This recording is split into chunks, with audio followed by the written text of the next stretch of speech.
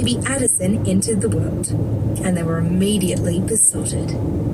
It was so emotional, and he was so emotional, and I just couldn't believe that, you know, in that instant, like, our whole life changed. Like, it's so surreal. Like, you can't even explain it until you experience it yourself. It honestly is so unbelievable in the best way possible. Knowing that, you know, this little person that you hold in your arms will forever change everything about your life. It's just crazy. Kate expected this newborn love bubble to last forever. What could possibly burst this newfound bliss of being parents to the most perfect baby girl? But they were both still young. A lot changed for Kate the second she found out she was pregnant, but she didn't feel like Jake was changing at all. Couldn't do a whole lot.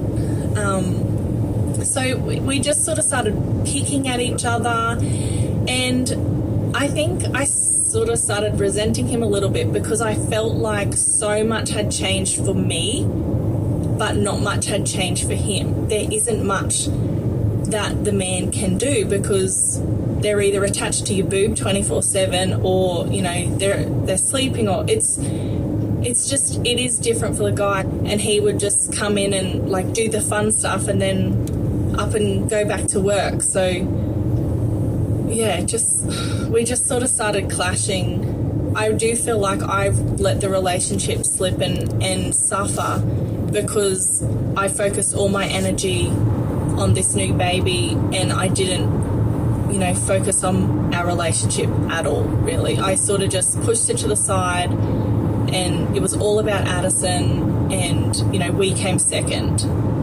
What ensued was a new normal. While the relationship wasn't great, it was good.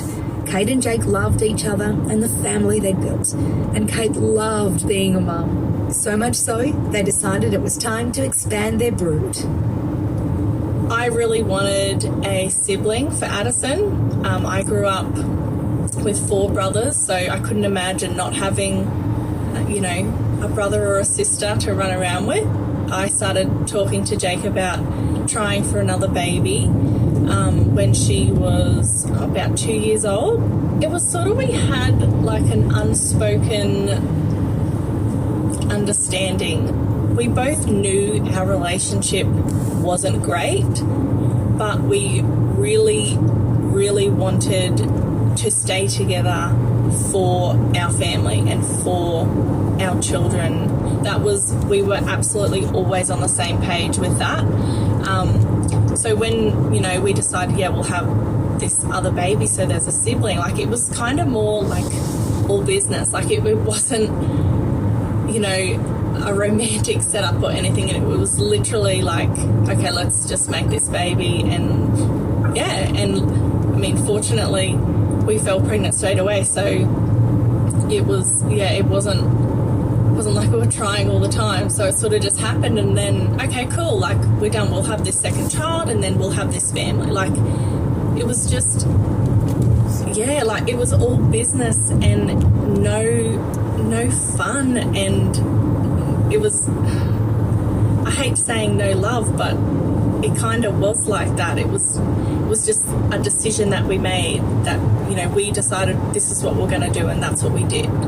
Okay, now I think we all know where this is going. They bought a house, tick. Had 2 beautiful children, tick. All that's left is to seal the deal with a bit of bling on the finger and 2 little words: I do. We had Alfie in 2016. We had a lot of, like, I guess, outside pressures. You know, our family saying, like, oh, so when are you guys going to get married? And, you know, like, that's what you'll do now. You know, you've got this house, you bought this house. The next thing to do is get married. You've had these 2 beautiful children. And I really, really loved the idea of having the same last name as my kids. So I had just said, like, oh, do you think we should maybe get married? I knew he was going to propose because I picked out the ring with him. I knew it was happening, but I didn't know when it was happening or how it was happening. I still remember I walked in the front door and there was a blackboard and he had written, "Will you marry me?"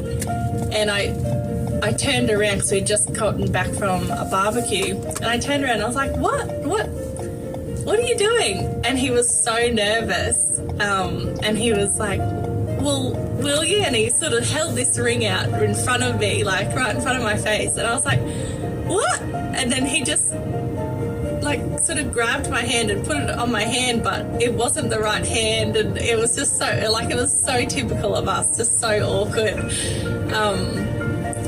Anyway, so I sort of put it on my other finger, and we sort of just had, you know, a little kiss. We decided we'd have this small wedding, and it was just really like our close friends and family. I think there was maybe like 50 people there, 50 or 60 people there.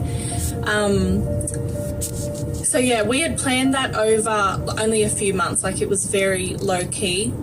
Everything was perfect from the outside, but despite having everything she and Jake had planned, something just didn't quite feel right.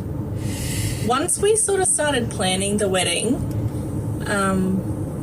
I just remember like getting this lump in my throat and thinking like, holy shit, like if I get married, like this will be it for me. Like I can't get out of this once I'm married. Like this is it.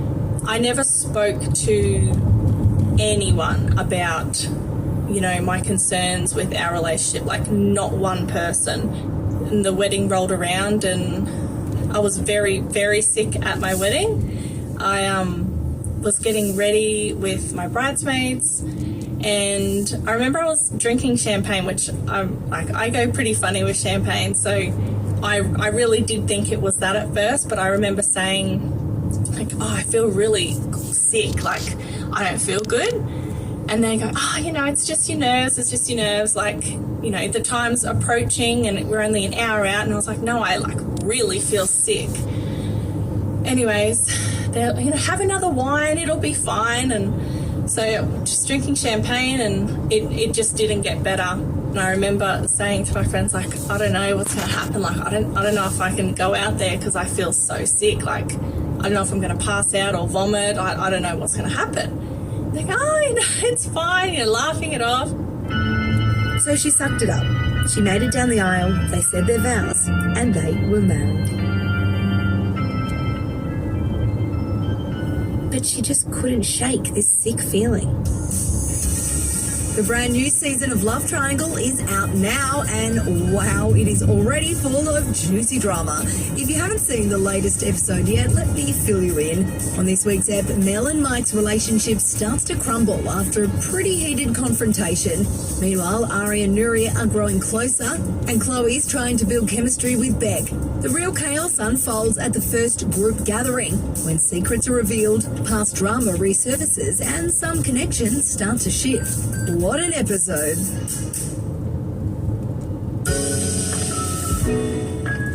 Introducing Well, your full body health check hosted by Claire Murphy and Dr. Mariam. Well is a podcast about the taboo, the annoying, the embarrassing, and the scary. From period problems to sleep struggles, mental health to menopause. We're asking the awkward questions you've always wanted answered. Australian women, welcome to your full body health check. Mamma Mia's brand new podcast, Well, brought to you by Chemist Warehouse, out now. We had the ceremony, we walked back down the aisle, and we were meant to get photos, and I maybe lasted 5 minutes getting photos, and I just said, I don't know if it's like, if I just need to eat something, but I feel really sick, like I need to go upstairs. And I went inside, and that was it. I missed the whole wedding. No cake cutting, no delicious canapes, no first dance or family speeches. Kate was bedridden the entire night. This was more than nerves or a champagne haze. The stomach cramps and nausea continued for an entire month, until one night the pain became too bad to ignore.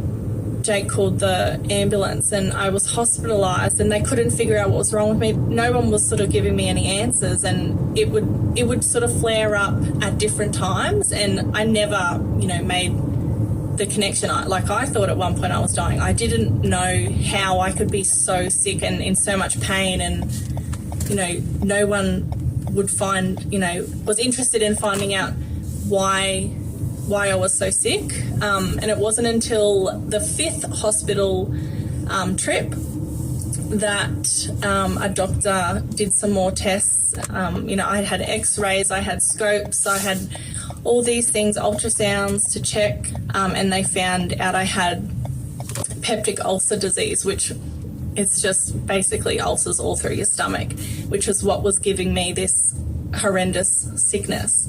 Even more shocking, the doctors explained this disease is commonly triggered by extreme stress, depression and anxiety.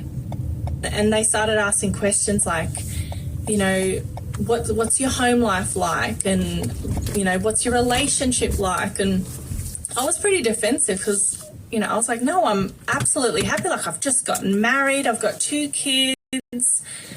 There's nothing wrong. They had said, like, we want to bring in a counsellor.